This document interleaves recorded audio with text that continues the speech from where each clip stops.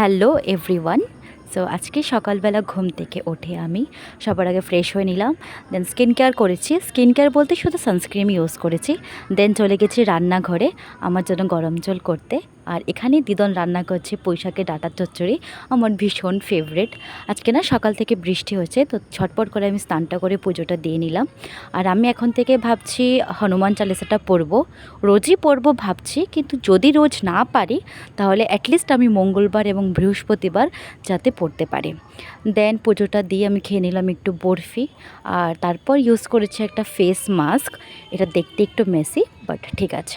আর আজকে লাঞ্চটা না সিম্পল বাট ভীষণ টেস্টি, মাছ ভাজি, পুঁইশাকের ডাঁটা চচ্চড়ি আর লেবু দিয়ে। আর আজকে সকাল থেকে যেহেতু বৃষ্টি হচ্ছে, এখনও একটু বৃষ্টিটা কমই হয়েছে।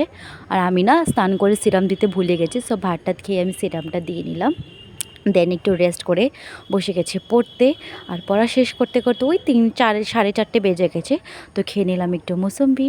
তো দেখা হচ্ছে তোমাদের সাথে অন্য আরেকটা মিনি ভ্লগে। Till that by.